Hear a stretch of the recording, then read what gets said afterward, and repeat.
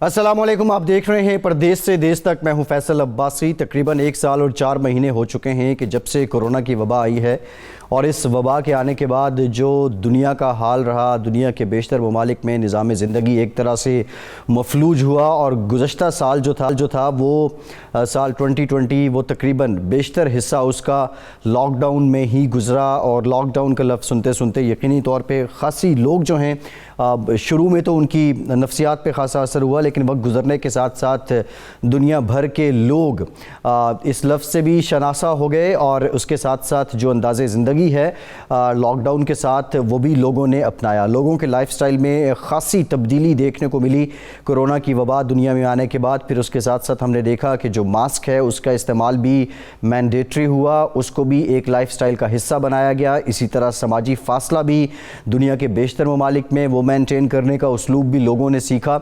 और इस वबा ने जहां बहुत सी जानों को अपनी लपेट में लिया, जहां बहुत से लोग इस मर्ज़ का शिकार हुए, अक्सरियत उनमें से सेहतयाब हुई, लेकिन बहुत से लोग ऐसे हैं जिनको अपनी जान से भी हाथ धोने पड़े। और बिलखुसूस जो उम्र रसीदा लोग हैं, 60 साल से ज़ायद के जो लोग थे, उम्र के जो लोग थे, वो खासे मुतासिर हुए।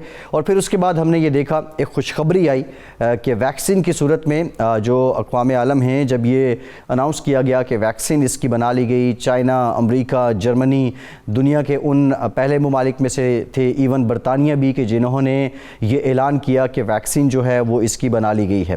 लेकिन इसकी वैक्सीन को लेके भी एक अबहाम जो आम लोगों के जहन में था, जो वैक्सीन की फ़िलासफ़ी है, अगर उसको देखें तो वैक्सीन से मुराद वो दवा है कि जो किसी भी बीमारी के ख़िलाफ़ आपको मुकम्मल तौर पर क़ुव्वत मदाफ़ियत फ़राहम करती है, उस बीमारी को लेके एक रेजिस्टेंस मुकम्मल तौर पे जो फ़राहम करती है। लेकिन इनिशियल जो वैक्सीन बनी, जो दवा बनी, उससे मुतालिक यही है अब तक कि ये आपके जो फेफड़े मुतासिर होते हैं, जो बुनियादी वजह है अमवात की कोविड के दौरान, उसको रोकने के लिए आपके फेफड़े मुतासिर नहीं होंगे। लेकिन इस वैक्सीन के आने के बाद हमने देखा कि निज़ाम ज़िंदगी में कुछ हलचल पैदा हुई और लोगों ने रूटीन की जानिब आना शुरू किया।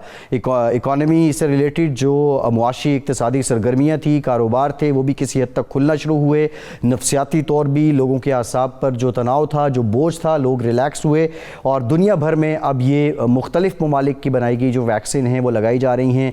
पाकिस्तान की बात करें तो यहाँ जो चाइनीज़ वैक्सीन है, साइनोफार्म, बड़ी तादाद में उसका आगाज़ हुआ। इनिशियल जो हेल्थ वर्कर्स थे उनको लगाई गई। अब दूसरे मरहले में जो 60 साल से ज़ायद उम्र के लोग हैं उन्हें लगाई गई। बरतानिया की बात की जाए तो जहाँ पहले मरहले में तकरीबन 2.5 करोड़ लोग हैं जिन्हें वैक्सीन की पहली खुराक लगा ली गई। फिर इसी तरह दूसरे मरहले में 20 लाख लोग जो हैं उनको दूसरी खुराक लगाई जा चुकी है। 2 या 2 से ज़ायद मुख्तलिफ जो वैक्सीन है उनकी खुराकें आवाम को लगाई जा रही हैं। और लेकिन हालिया एक केस रिपोर्ट हुआ जो बरतानिया में ऑक्सफोर्ड की बनाई हुई वैक्सीन है, ऑस्ट्राजेनेका, इसको लेके कि बहुत से लोग जो हैं जिनमें ये अलामात ज़ाहिर हुई कि उनमें जो खून है उसके क्लॉट बन रहे हैं, खून की गुत्थियाँ बन रही हैं। ये कहानी क्या है, इससे मुतालिक भी जानेंगे। बरतानिया में अब तक कितने लोग जो हैं वो वैक्सीन लगवा चुके हैं, लोगों के फ़ियर्स क्या हैं, प्लस क्या हैं, मेरिट्स क्या हैं, डीमेरिट्स क्या हैं, ये सारे मामलात आज के प्रोग्राम में डिस्कस करेंगे। हमारे साथ मौजूद हैं बरतानिया से chief 92 news UK Ghulam Hussain आवान साहब। बहुत शुक्रिया आवान साहब आपके वक्त का। आपसे गुफ्तगू करेंगे डॉक्टर अशरफ निज़ामी साहब, प्रेसिडेंट हैं पाकिस्तान मेडिकल एसोसिएशन के। डॉक्टर साहब, thank you very much for joining us. Doctor Ghulam Murtaza साहब, जनरल फिजिशियन हैं NHS बरतानिया में, वो भी हमें ज्वाइन कर रहे हैं। डॉक्टर साहब आपका भी शुक्रिया। और डॉक्टर ताबिंदा दोगल साहिबा हैं, माहिर नफ्सियात हैं बरतानिया से, वो भी हमें ज्वाइन कर रही हैं। तमाम मेहमानों का बहुत शुक्रिया, सबसे गुफ्तगू करेंगे। गुलाम हुसैन आवान साहब, पहले आपकी तरफ आते हैं। तकरीबन 2.5 करोड़ लोग हैं जिन्हें पहली खुराक बरतानिया में लगाई जा चुकी है वैक्सीन की। 1.9 मिलियन है, तकरीबन 20 लाख लोग ये भी बनते हैं जो दूसरी खुराक जिन्हें लगाई जा रही है। वैक्सीन से पहले और इतने लोगों को वैक्सीन लगने के बाद लोगों के तासुरात क्या हैं? क्या वो जो नफ्सियाती तनाव था वो कम हुआ है? वो जो ज़िंदगी और मौत की कशमकश का जो मरहला चल रहा था उसमें कमी वाक़ई आई है? बहुत शुक्रिया भाई साहब, बिल्कुल ठीक है आपने। तकरीबन 25 मिलियन से ज़ायद लोगों को जो है वो पहली खुराक वैक्सीन की लग चुकी है, और जो दूसरी है वो भी बिल्कुल 2 मिलियन के करीब जो है वो भी लग चुकी है। अभी 1,26,000 के करीब जो है वो अमवात हुई हैं जो कि रजिस्टर्ड हैं कोविड की वजह से। और इसकी ये लोगों के ऊपर बहुत ज़्यादा दबाव बढ़ता जा रहा था। जिस तरह अमवात तेजी के साथ जो है वो पिछले दिनों बढ़ रही थी। जब वैक्सीन अभी लगना शुरू हुई थी तो उस दौरान भी जो है वो शरमवाद जो है वो बढ़ती जा रही थी, क्योंकि 45 लाख के करीब जो है लोग अब तक जो है वो मुतासर हो चुके हैं, जिनको इन्फेक्शन हुआ है कोरोना वायरस का किसी न किसी हवाले से, या वो अस्पताल में दाखिल हुए हैं या घरों के अंदर आइसोलेट कर रहे हैं। तो ये एक बहुत बड़ी तादाद थी इतनी आबादी वाले मुल्क के अंदर, और यही वजह है कि लोग काफी ज्यादा हमने देखा कि ज़हनी दबाव का शिकार भी थे। और इस हवाले से जो ज़हनी अमराज के डॉक्टर्स हमें बताते हैं कि जितने मरीज जो है वो इन दिनों के अंदर पिछले 1 साल के अंदर इन मरीजों में इजाफा हुआ, इससे पहले कभी देखने में नहीं आया।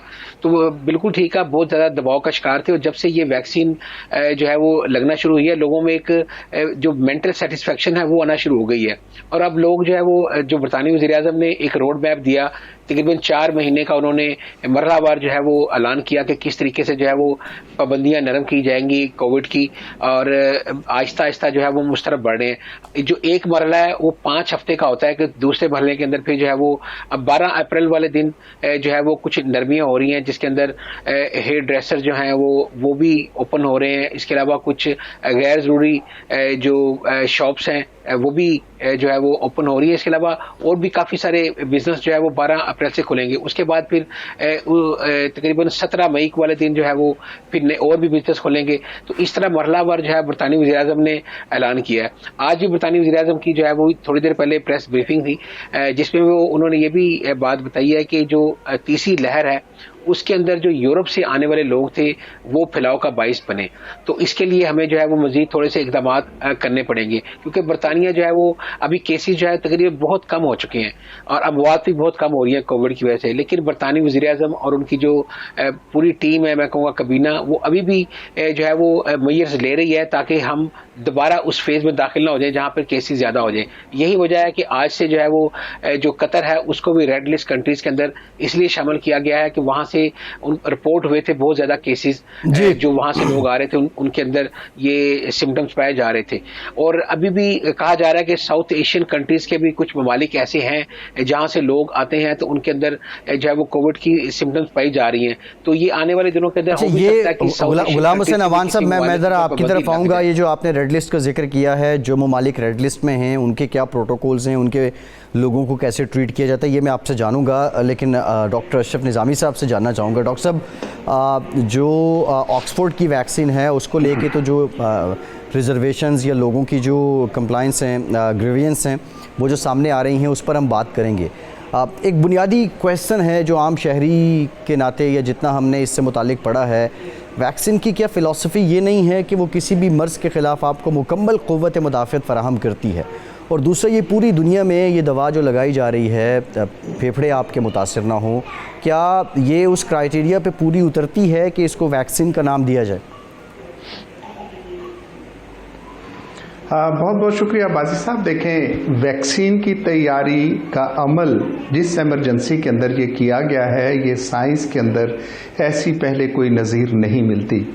दिस इज़ दी साइंस कि आज जब साइंस ने, जिसके नॉर्मल जो है 8 से 10 साल लगते हैं किसी भी वैक्सीन को तैयार करने के लिए, it is the research and the scientist who have worked day and night कि लोगों को खल्क़े खुदा को बचाने की खातिर उन्होंने ये वैक्सीन अगेंस्ट कोविड-19 ये बनाई। अब इस वैक्सीन के बारे में ये कहना कि ये कौन सी कितनी कारआमद होगी, कैसे इसके साइड इफ़ेक्ट्स आएंगे नहीं आएंगे, गालिबन ये क़ब्ल वक्त होगा। लेकिन रियलिटी रिमेन्स, फैक्ट रिमेन्स कि हमारे पास मास्वाए 2 चीज़ों के कोई तीसरी चीज़ नहीं है कि हम कोरोना से बच सकें। एक वो है कि SOPs, that is the isolation और लॉकडाउन जिसके लिए होता है, दैट इज़ वन जिसके साथ हम बच सकते हैं। और दूसरी जो चीज़ है that is the only vaccination, कि अगर वैक्सीनेशन लगाएंगे तो वो हमारा एक मुदावा हो सकता है। लॉकडाउन की खातिर अभी आपने मतलब हमारे दोस्त जो फरमा रहे थे कि honourable prime minister of UK mister Boris, उन्होंने पहले इसको मतलब आप सब जानते हैं कि कैसे उन्होंने कहा पिछली जब पहली वेव आई थी कि देयर इज़ नथिंग डूइंग, कि कोई ऐसी वायरस शायरस नहीं है, और एजवर रोड के ऊपर जाके लोगों से घुले मिले। लेकिन साइंस जो है वो साइंस एडमिनिस्ट्रेशन, मजहब से मुबर्रा होती है।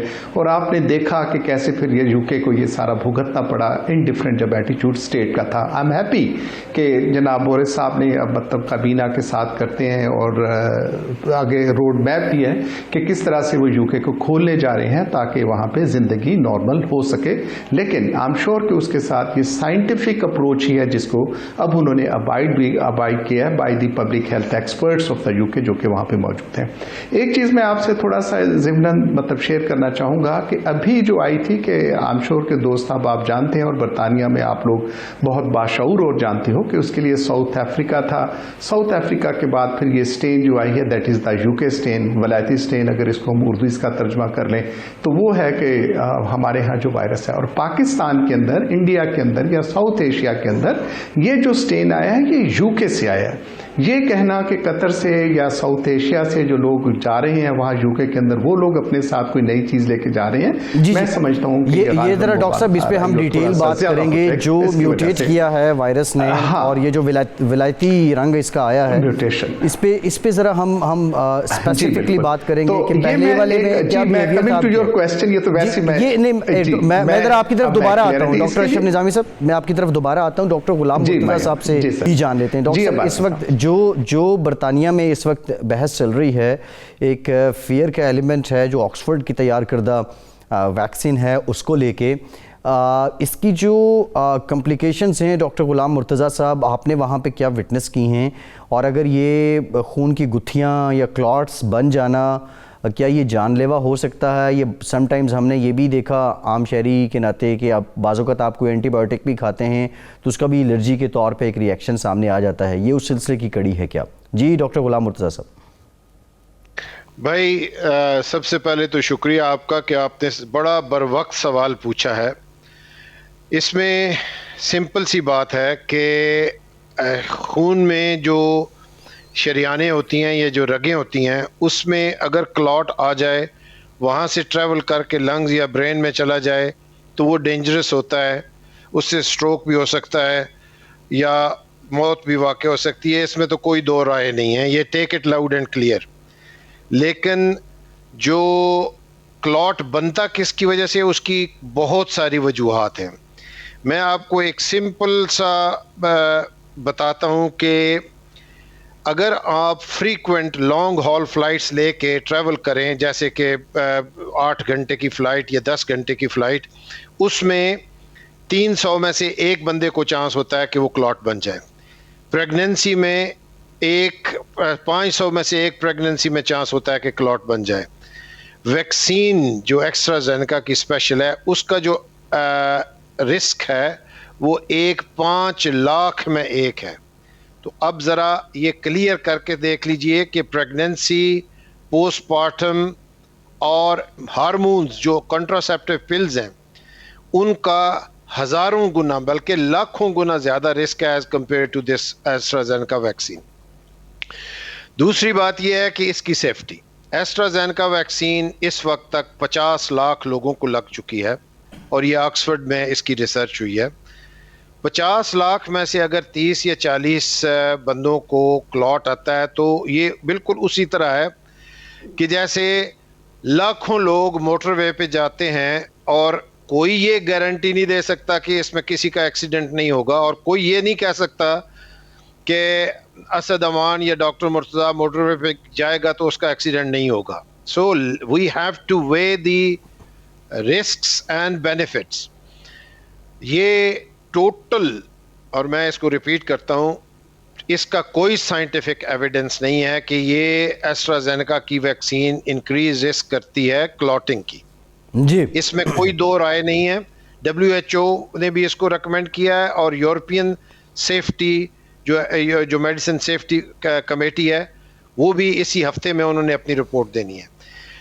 मैं आपको अगर एक कहता हूं कि भाई पैरास्टामोल ले लो, इससे आपका दर्द ठीक हो जाएगा, तो आप चुप करके खा लेते हैं। मैं आपको कहता हूं कि एंटीबायोटिक ले लो, आप चुप करके खा लेते हैं, ठीक भी हो जाते हैं। आपको पेट के अंदर नज़र नहीं आ रहा होता कि इधर अपेंडिक्स है, मैं आपको बताता हूं कि भाई ये अपेंडिक्स है, आपको चुप करके ऑपरेशन करवाओ, आप करवा लेते हैं।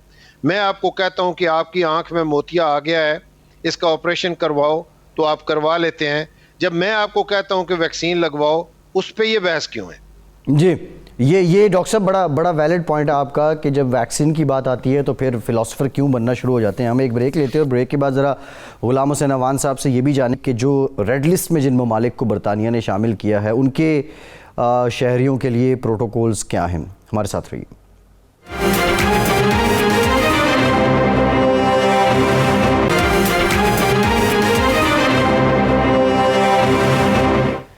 ब्रेक के बाद एक बार फिर से आपको खुशामदीद कहेंगे। गुलाम हुसैन अवान साहब, ये बताइए कि आपने रेड लिस्ट का जिक्र किया था, इसके क्या प्रोटोकॉल्स हैं जो बरतानिया में है और बरतानिया ने जो लिस्ट मुरतब की है। और दूसरा ये भी बता दें, जो पाकिस्तान से लोग बरतानिया जा रहे हैं उसमें जो पाकिस्तान में यहाँ टेस्टिंग हो रही है और जो यहाँ के SOPs वो फॉलो करके जाते हैं, क्या बरतानवी एडमिनिस्ट्रेशन या बरतानवी सरकार के लिए वो एक्सेप्टेबल्स हैं या उस पर भी कोई ना कोई वो अपने तहफ़्फ़ुज़ात का इजहार करती है वहाँ की सरकार? देखिए, सबसे पहले तो बताऊं कि जो रेड लिस्ट कंट्रीज़ हैं वहाँ से जो भी शहरी आता है बरतानिया के अंदर, चाहे वो बरतानवी शहरी है चाहे वो उस कंट्री से इसका तल्लक है, जो भी यहाँ आएगा तो उसको एयरपोर्ट पर जो है वो उसको सिक्योरिटी के साथ जो है वो जो गवर्नमेंट ने होटल्स जो है वो नॉमिनेट किए हुए हैं तो वहाँ पर उनको ले जाया जाता है।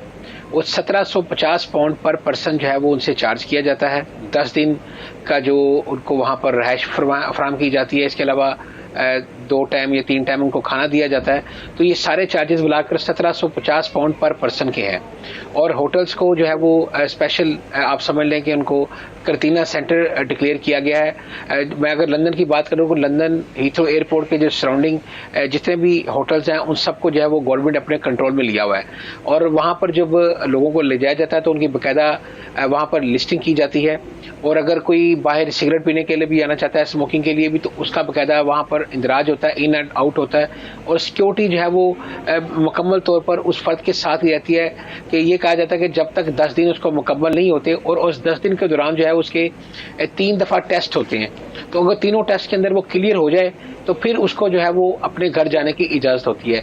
तो ये सिलसिला जो है ये जारी है काफ़ी दिनों से। और आज जो है वो एक और मुल्क कतर को भी जो है वो इसके अंदर इस लिस्ट के अंदर शामिल कर लिया गया है, क्योंकि ये महसूस किया जा रहा था कि काफ़ी रोज़ से जो ये इतलात मिल रही थी कि जो कतर से लोग आ रहे हैं, चाहे वो दुनिया के किसी भी मुल्क से वाया कतर आ रहे हैं, तो उनके अंदर जो है वो सिम्टम्स पाई जा रही थी। तो जिसकी वजह से जो है वो गवर्नमेंट ने ये फैसला किया है। और अब ये भी कहा जा रहा है, इस तरह की खबरें हैं कि साउथ एशियन कंट्रीज़ के अंदर से भी कुछ ऐसे सिम्टम्स उसको मिल रहे हैं। तो हो सकता है आने वाले दिनों में उनके भी किसी मुल्क को इस लिस्ट के अंदर शामिल कर लिया जाए। लेकिन फ़िलहाल जो है वो ये खुशकिस्मती है कि पाकिस्तान उन ममालिक के अंदर शामिल नहीं है। और पाकिस्तान से जो शहरी आ रहे हैं उनको जो अपने घरों के अंदर 10 दिन के लिए जो है वो आइसोलेट करना पड़ता है। और उसका भी ये तरीकाकार बनाया है हुकूमत ने कि जब आप पाकिस्तान से अपना ट्रैवल शुरू करते हैं तो आपको एक टेस्ट वहाँ से कराना पड़ता है जो कि आपने एयरपोर्ट पर दिखाना होता है। और उसके अलावा जो 2 टेस्ट हैं वो आपने एक मखसूस ऐप है उसके थ्रू बुक करवाने होते हैं। और जब तक आपको उसकी बुकिंग कंफर्मेशन नहीं होगी 2 टेस्ट की, जो कि बरतानिया पहुंचने के एक दूसरे रोज और एक 8वें रोज होना है, जब तक वो कंफर्मेशन नहीं होगी तो उस वक्त आपको बोर्ड नहीं होने देंगे प्लेन में। तो ये फिलहाल पाकिस्तानियों के लिए ये है। और यही कहा जा रहा है कि जब एक तो एक्स्ट्रा बर्डन भी है, ज़ाहिर है 210 पाउंड पर पर्सन को देना पड़ रहे हैं। और दूसरी बात यह है कि फ्लाइटों के जो रेट्स हैं वो काफ़ी ज़्यादा बढ़ रहे हैं। इसकी समझ नहीं आ रही कि जो भी लोग आ रहे हैं पाकिस्तान से, अब वो या जल्दी में आ रहे हैं या किसी डर खौफ की वजह से आ रही हैं, लेकिन अब टिकटों के रेट भी बढ़ रहे हैं। तो ये लोगों की परेशानी काफ़ी है। हमें गुज़श्ता रोज़ भी लोगों ने ये तो गुलाम हुसैन अवान साहब, पूरी दुनिया में एविएशन इंडस्ट्री की जानिब से, एयरलाइंस की जानिब से बड़ी मराद दी गई। लोगों को तो पिछले 8-10 महीनों से इनकरेज किया जा रहा था कि वो सफ़र करें और रेट्स तो पूरी दुनिया में गिरे थे। लेकिन आप कह रहे हैं कि बरतानिया आने वालों के लिए टिकट्स महंगी हो रही हैं। ज़रा इस पे भी हम आएंगे। डॉक्टर अशरफ निज़ामी साहब, सर हम बात कर रहे थे कि जो वायरस म्यूटेट किया है और 2 आप किस्में गिनवा रहे थे, एक अफ्रीकन और दूसरी जो बरतानिया से आई है। और पाकिस्तान में भी पिछले दिनों यहाँ की जो पंजाब की वज़ीर सेहत हैं डॉक्टर यास्मीन राशिद साहिबा, उन्होंने कहा कि यहाँ अब वो ट्रेल इस्टेब्लिश हो चुका है, वो हमने उसको अब रिकग्नाइज़ किया है। डिफरेंस क्या है जो पहले कोविड बिहेव कर रहा था और जो ब्रिटिश कोविड बिहेव कर रहा है? मैं अर्ज़ किए देता हूँ। एक तो मैं ज़िमनन कहूँ कि इंग्लैंड ने, यूके ने अभी जो ये इक़दाम उठाए हैं, ऑस्ट्रेलिया और बाकी ऐसे ममालिक जो कि मतलब पब्लिक हेल्थ के साथ बड़ा कंसर्न रखते हैं, they are following all that. Pakistan ने भी यही किया था। जब शुरू में जब कोरोना आया था तो पाकिस्तान के अंदर भी हम 2 हफ्ते के लिए, जब तक कि उनके टेस्ट पाकिस्तान में नहीं हो जाते थे, उस वक्त तक हम लोग भी उनको रिटेन कर रहे थे। ब्रिटेन मतलब although they are ever ahead of all the scientific research और जितने भी इक़दाम होते हैं उसके साथ होते हैं, लेकिन अभी आके इन्होंने फॉलो किया। फेयर है ना, अच्छी बात है, मैं समझता हूँ कि बहुत दुरुस्त है। अब इसके लिए कि ये जो वलायती हमारे साथ म्यूटेटेड वायरस आया है पाकिस्तान के अंदर, उसका देखना इसलिए है कि जितने भी हमने देखा कि हमारे यहाँ हॉटस्पॉट वो बने जहाँ से बरतानिया से आए हो लोग वहाँ मौजूद थे। उसके लिए हमारे मीरपुर आज़ाद कश्मीर के लोग बहुत ट्रैवल किया, उन्होंने गुजरांवाला के साथ हमने देखा, सियालकोट में देखा, लाहौर में देखा, और हमारे यहाँ एकदम थर्ड वेव जो थी within a week time एक बहुत बड़ा हाई राइज हुआ। कराची के अंदर इसी तरह से देखने आया। फिर उसके जब टेस्ट के लेबोरेटरीज के अंदर तो फिर पता चला कि ये वही है जो कि बरतानिया के अंदर एक म्यूटेशन के साथ आती है। वायरस के लिए आपको अंदाजा है कि वायरस हमेशा म्यूटेट करती है, और इसका यही एक मसला था कि आया कि साइंटिस्ट जो हैं वो कामयाब हो सकेंगे इसके लिए वैक्सीन बनाने के लिए कि नहीं, और जो वैक्सीन बनेगी आया कि वो इफेक्टिव होगी या नहीं होगी। अब वैक्सीन बनाने के लिए मैं थोड़ा सा ये जो लुथड़े बनने की या खून की क्लॉटिंग की डिस्टर्बेंस के लिए, तो पहले जो था फर्स्ट वेव के अंदर यही समझा जा रहा था कि this only effect the lungs, लेकिन जब इटली के अंदर 50 ऑटोप्सीज की गई तो फिर पता चला कि ये सिर्फ और सिर्फ लंग्स को ही नहीं बल्कि क्लॉटिंग सिस्टम, इसके साथ डिसऑर्डर, उसके साथ भी ये चीजें परेशान जाके और खराबी पैदा करती है। उसको करने की खातिर डॉक्टर प्राइमरी कॉज तो डेथ की लंग्स ही है ना अभी तक। ना सर, ना ऐसा नहीं। लंग्स के साथ देखें, अभी आप जो एस्ट्राजेनिका के बारे में कहा जाता है कि ये जाके क्रिएट करती है, टू बी वेरी फ्रैंक, मतलब मैं थोड़ा सा पब्लिक हेल्थ और डॉक्टर होने के नाते से इसको still I keep an question mark on it कि वैक्सीन की आया कि ऐसी कॉम्प्लिकेशन हो सकती है या नहीं।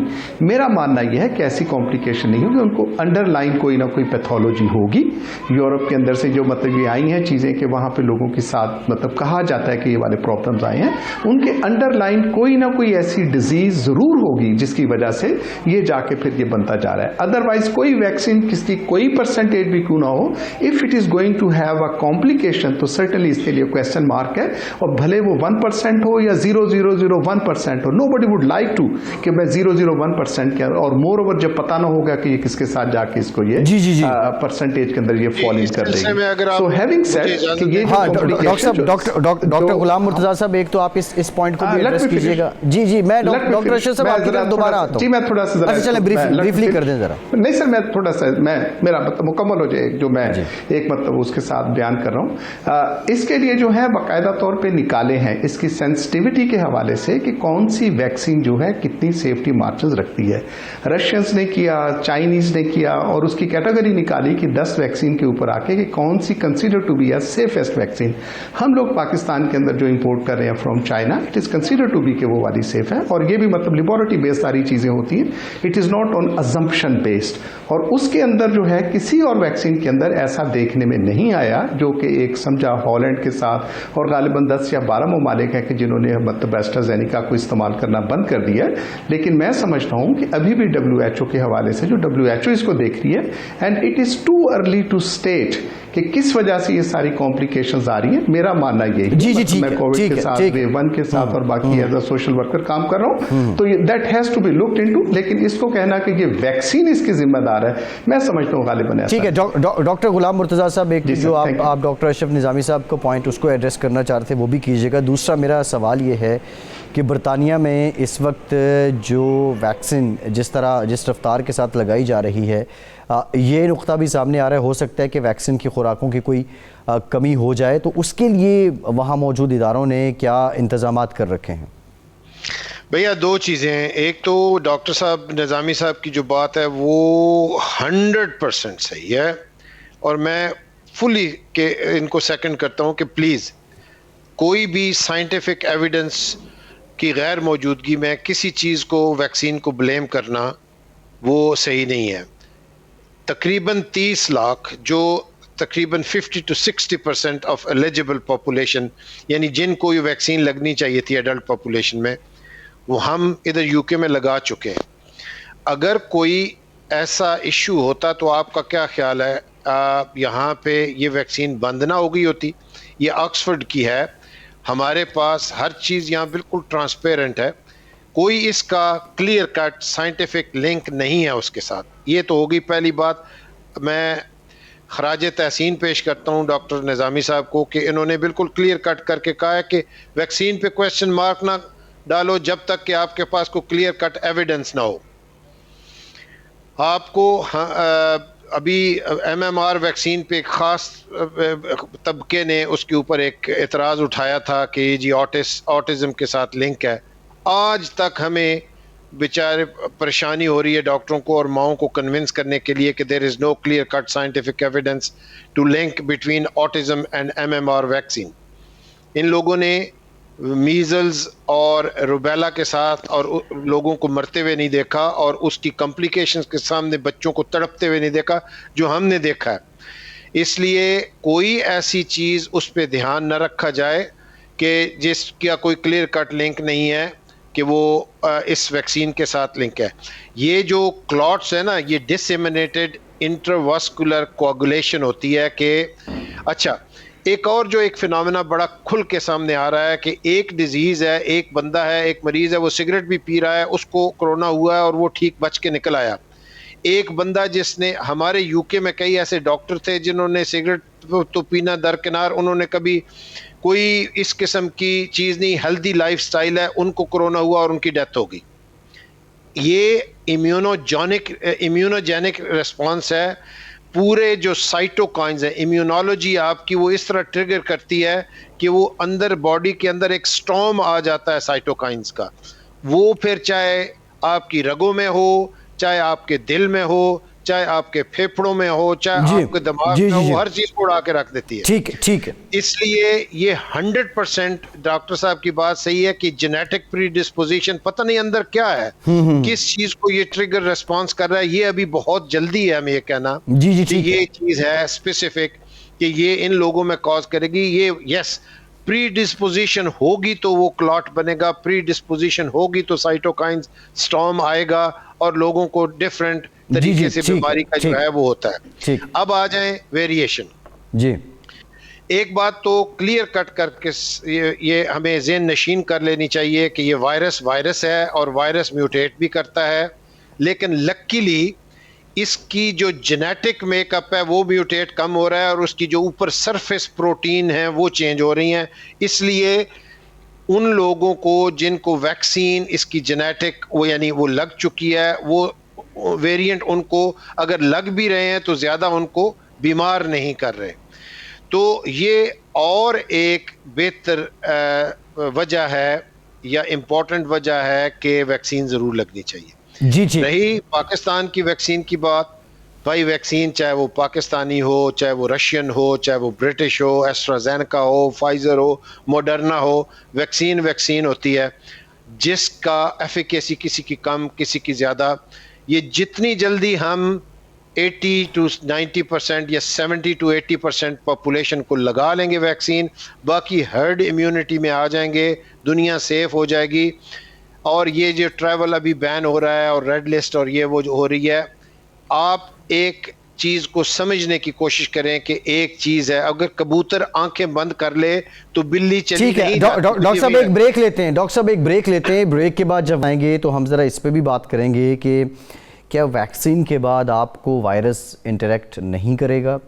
ब्रेक के बाद ये भी जानेंगे। और बरतानिया में वैक्सीन आने के बाद जो निज़ाम ज़िंदगी है उसमें किस हद तक हलचल पैदा हुई है, लोग रूटीन की जानिब लौटने में कितने ईगर हैं और किस हद तक लोग वापस भी आ चुके हैं। ब्रेक के बाद बात करते हैं।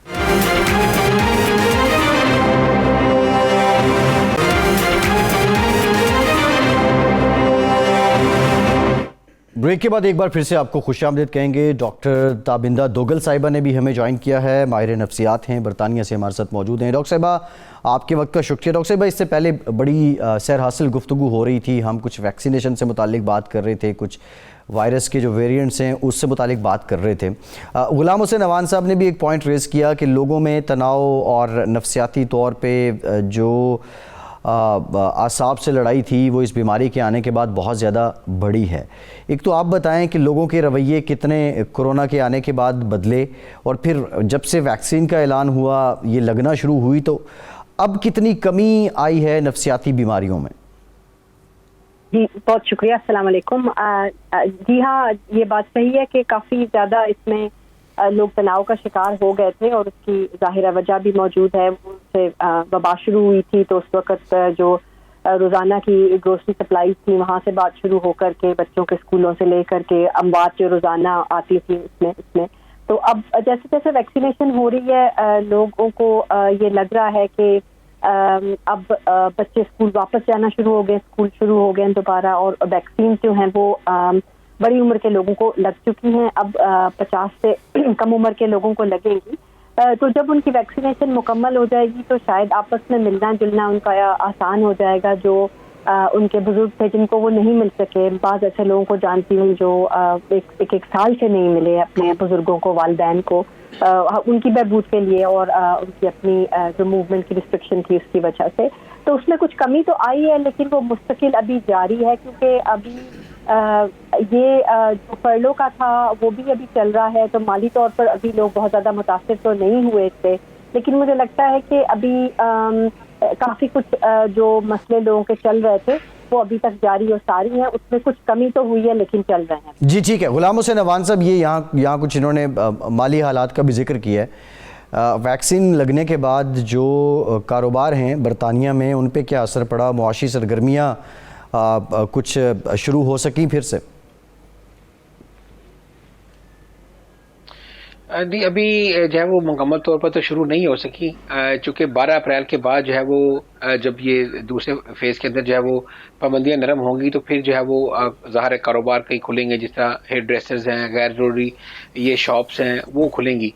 लेकिन इससे पहले भी जितनी भी शॉप्स और कारोबार इस वक्त बंद हैं, गवर्नमेंट ने जो है वो मुख्तलिफ किस्म की ग्रांट्स जो है वो उनका ऐलान कर रखा था, और गवर्नमेंट जो है वो कारोबारी तबके को जो है वो ग्रांट के ज़रिए उनको भी जो है फैसिलिटेट कर रही है। इसके अलावा जो बड़ी बड़ी कंपनीज थी जिन्होंने अपने मुलाजमीन की तादाद कम करने का सोचा, ये नौकरी से निकालने का, उनके लिए गवर्नमेंट ने फर्लो स्कीम जो है वो अनाउंस की, जिसको जो इस वक्त एक्सटेंड कर दिया गया है, ताकि जो है वो लोग उसका जो 80% तक जो है वो गवर्नमेंट पे करती है उनकी पे, और जो बकाया 20% है वो एम्प्लॉयर ने पे करना होता है। तो इससे जो है वो काफ़ी हद तक जो है वो इस तरह के मुआशी जो है वो बदहाली मैं कहूँगा वो इस तरीके से नहीं आई कि लोग जो है वो कम अज़ कम ज़्यादा परेशान नहीं है इस हवाले से। लेकिन मुल्क की मईशत जो है वो ज़ाहिर है काफ़ी गिरावट का शिकार है, उस पर काफ़ी सारे मसाइल आ रहे हैं, और कुछ लोग कह रहे हैं कि अगर जब ये कोरोना के बाद हालात नॉर्मल ज़्यादा हो जाएंगे तो फिर भी शायद 2-3 साल लगे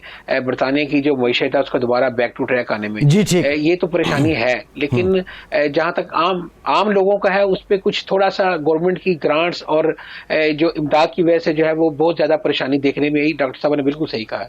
जी ठीक है। अच्छा डॉक्टर अशरफ निज़ामी साहब, ये जो पूरी दुनिया में मुख्तलिफ़ किस्म की वैक्सीन लगाई जा रही हैं, डॉक्टर गुलाम मुर्तज़ा साहब का ये कहना है कि वैक्सीन कोई भी हो वो एक प्रॉपर मैकेनिज़्म के तहत मार्केट में आती है। मेरा बुनियादी सवाल ये है, और जो लोग भी पूछते हैं, इस वैक्सीन के बाद क्या कोरोना आपसे या कोविड आपसे इंटरेक्ट नहीं करेगा?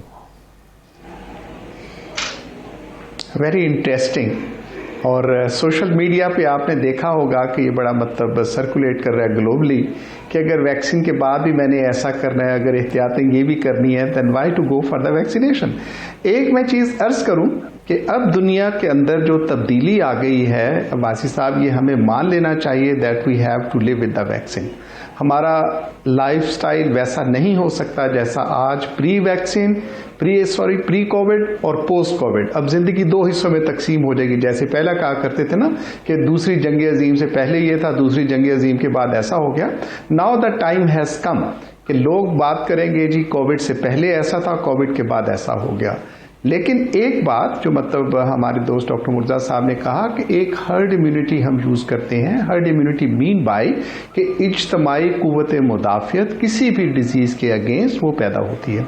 हमने दो फैसले करने हैं। एक फैसला तो ये था कि जी लोग है ठीक है, लोगों के अंदर बीमारी आई, लोग उससे मुतासिर हुए, लोगों की डेथ हो गई, लोग चले गए और इनफैक्ट इतने लोग हो गए 70-80% जो लोग, और उसके बाद एक हर्ड इम्यूनिटी आ गई, जो मैं समझता हूँ एक नहायत ही दकियानूसी और गैर इंसानी फेल होता। अब हमारे पास ऑप्शन क्या है? हमारे पास ऑप्शन यही है कि हम वैक्सीन लगवाएं।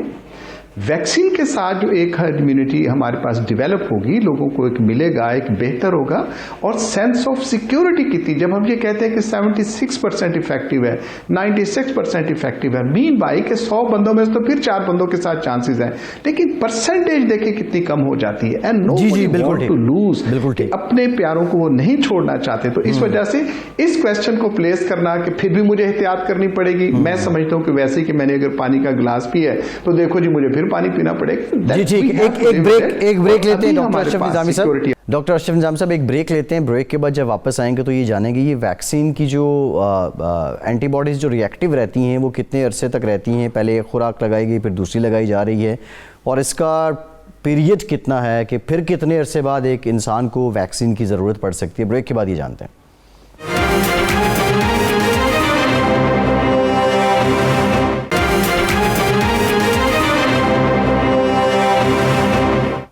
ब्रेक के बाद एक बार फिर से आपको खुशामदीद कहेंगे। डॉक्टर तबिंदा साहिबा, इस सारी बीमारी के दौरान ये सारी गेम तो आपकी इम्यून सिस्टम की है, जिसका इम्यून सिस्टम स्ट्रांग है वो सरवाइव कर गया, लेकिन इसके साथ साथ ये जो कनेक्शन है आपकी इम्यूनिटी का आपकी नफ्सियात के साथ, ये क्या है? और नफ्सियाती तौर पर जो लोग मजबूत हैं और जो लोग कमज़ोर हैं उन पे क्या कैसे बिहेव किया इस वायरस ने? जी ये आपने ठीक कहा, लेकिन थोड़ी सी मैं इसके बारे में आपको बताना चाहूँगी कि ये बीमारी उन लोगों में ज़्यादा जोर करती है जिनका इम्यून सिस्टम ज़्यादा ही स्ट्रॉन्ग है, क्योंकि ये एक समझ लें कि एक मिसप्लेस्ड इम्यून रिएक्शन होता है जो कि बहुत ज़्यादा इम्यून रिएक्शन है। तो लिहाजा इसका इम्यून सिस्टम के बहुत ज़्यादा मजबूत होने से कोई इसका ताल्लुक नहीं है। तो लेकिन आप ठीक कह रहे हैं, ये बात आपने ठीक कही कि ये जो दिमाग का क़ुव्वत मुदाफ़अत से यकीनन ताल्लुक होता है, और अगर आप अगर आप अच्छी जगह पर हैं अपने ज़हनी तौर पर, तो आप अपना ख्याल रखेंगे और सारी जो एहतियाती तदाबीर आपको बताई गई उनका भी ख्याल रखने के काबिल होंगे, और आपकी ग़िज़ा वगैरह ठीक होगी। उसके अलावा आपके जो हार्मोन्स हैं वो भी, जो स्ट्रेस से अफेक्टेड होते हैं हार्मोन्स, वो भी आपकी इम्यूनिटी को कम करते हैं, जैसे कि जो स्ट्रेस हार्मोन्स है, कोर्टिसोल है, या जो फाइट और फ्लाइट हार्मोन्स हैं, वो सब जो है वो आपकी इम्यूनिटी को कम करते हैं। तो लिहाजा जितनी परेशानी होगी उतना ही इम्यून सिस्टम आपका अफेक्ट हो जाएगा, मनफी तरीके से अफेक्ट होगा। जी ठीक। तो वो तो जितना जो बहुत से तरीकों से वो इस बीमारी के ऊपर असरअंदाज होगा, यानी कि एक तो ये कि वो एहतियात नहीं कर पाएंगे, जो उनको बताई गई हैं उन चीज़ों को फॉलो नहीं कर पाएंगे, और दूसरा ये कि उनके अपने जिस्म के केमिकल्स इस तरीके से रिलीज होंगे कि उनकी नींद के ऊपर असर होगा, उनके जो जिस्म की क़ुव्वत मुदाफ़अत है उस पर भी असर होगा। जी ठीक है। अच्छा डॉक्टर गुलाम मुर्तज़ा साहब, एक तो ये बता दें जो एंटीबॉडीज़ बनती हैं इस वैक्सीन की वजह से, वो कितने टाइम में रिएक्टिव हो जाती हैं, और कितने दौरानिए तक 1 या 2 खुराकें जो भी वैक्सीन है उसकी डोजेज़ का जो तरीक़ाकार है वो मुकम्मल होने के बाद ये रिएक्टिव रहती हैं, और क्या किसी मरीज़ को 1 से ज़ायद बार भी वैक्सीनेशन करवाने की ज़रूरत पेश आ सकती है? 3 सवाल हैं आपके, मैं एक एक करके जवाब देता हूँ या देने की कोशिश करता हूँ। पहली बात तो ये है कि जब वैक्सीन लगती है तो कितने दिनों के बाद ये अंदर जो एंटीजन एंटीबॉडी कॉम्प्लेक्स बनता है उसको फुली एक्टिव होने में तकरीबन 6 से 7 दिन लगते हैं। उसके बाद एक होता है बॉडी का नेचुरल रिस्पांस टू फॉरेन जो पार्टिकल्स आते हैं, उसमें आपकी जो जगह हो जाती है वो सुन्न हो जाती है, रुसर हो जाती है, थोड़ा सा बॉडी में एक्स होते हैं, हेडेक होता है। ये है बॉडी का नॉर्मल रिस्पांस, ये रिएक्शन नहीं है, ये पैरास्टामोल खाने से ठीक हो जाता है।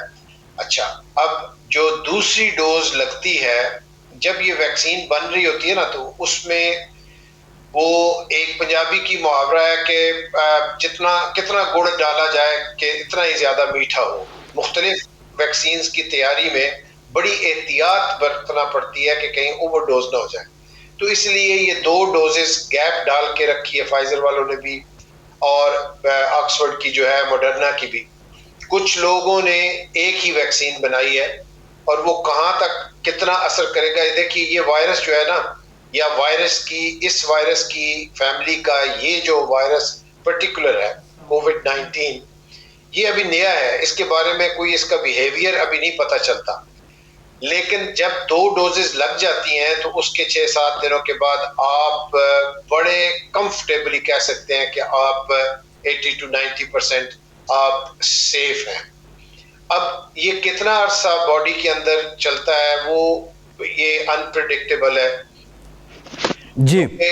मैं आपको जाती मिसाल इसकी बताता हूं कि मुझे पहली दफा सिम्टम्स हुए थे 22 मार्च 2020 को, जब मुझे पहली दफा कोरोना वायरस लगा था। उसके बाद एवरीथिंग वाज ओके, मैंने समझा कि मैं बिल्कुल ठीक हो गया हूं। मैंने पाकिस्तान गया, मैं वहां से मुझे दोबारा 4 जनवरी को वायरस हो गया, जिसमें थोड़ा सा मुझे सिम्टम्स जो है वो ज्यादा हुए। अब मैं वैक्सीन मैंने लगवा ली है और मैंने भी एस्ट्राजेनेका की वैक्सीन लगवाई है, तो मैं बहुत बेहतर महसूस कर रहा हूँ। कितनी इम्यूनिटी आती है मैं ये अपनी एंटीबॉडीज दोबारा चेक करवाऊंगा और अगले जब कोई हमारा प्रोग्राम होगा तो हम उसमें जी ठीक है, बिल्कुल ठीक है। डॉक्टर गुलाम मुर्तज़ा साहब बहुत शुक्रिया आपका, डॉक्टर अशरफ निज़ामी साहब आपका बहुत शुक्रिया, हुसैन अवान साहब आपका और डॉक्टर ताबिंदा दोंगल साहिबा आपका भी शुक्रिया। यकीनी तौर पे वैक्सीनेशन को लेके जो अबहाम हैं हमने कोशिश की उनको दूर किए जाएँ। अगर आपको ये सहूलत मुयस्सर है तो इससे मुस्तफ़ीद हों और इसके साथ से जो दीगर SOPs हैं उन पर भी अमल दरामद को यकीनी बनाएँ। फैसल अब्बासी को इजाज़त दीजिए।